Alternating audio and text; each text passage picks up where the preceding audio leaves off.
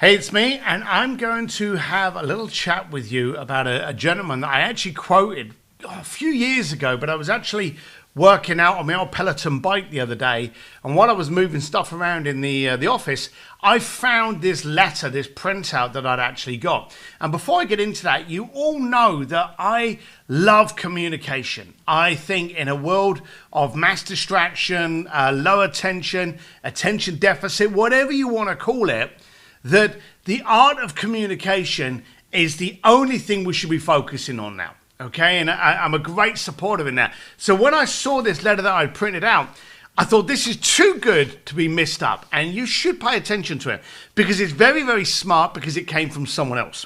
There's this gentleman by the name of Osmo Wiio, W-I-I-O. Now, he's a Finnish researcher of human communication, and he has studied, among other things, the readability of text and emails and the organizations and communication within them.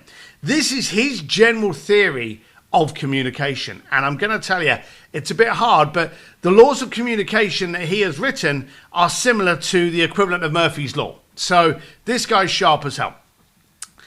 I hope you like it. I'm going to read them off to you because they do take a bit of a tangle. But here you go. These are his laws. If communication can fail, it will.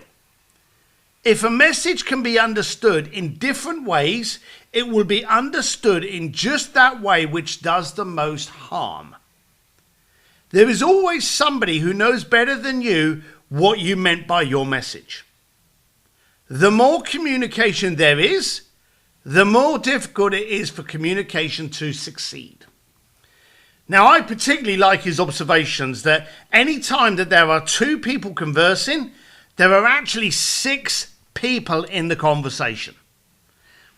Listen to this, rewind it, go back, because it's going to be a bit of a tongue twister and it may sound very confusing if you're listening to this while you're driving along in a car or something. But here you go. When you're communicating between 2 people, these are the 6 people in that conversation. Who you think you are. Who you think the other person is. Who you think the other person thinks you are. I said it was twisty. Here it goes. Who the other person thinks he or she is. Who the other person thinks you are. Who the other person thinks he or she is. In brief, the less you say, the less chance you have for confusion. Brevity is key in any communication. That's why texts do so well, because there's not a mass line of communication in it. You want to go for a beer tomorrow night at 7 o'clock? That's it. Brevity is king.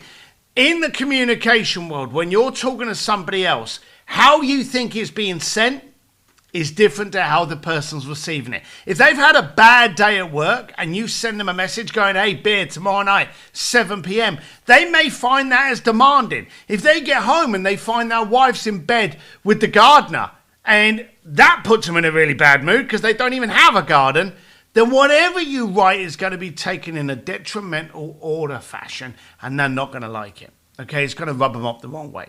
So the bottom line of it is brevity is key. The less you say, the less chance of confusion there is. Osmo Wiio is his name. As I say, he's a Finnish researcher.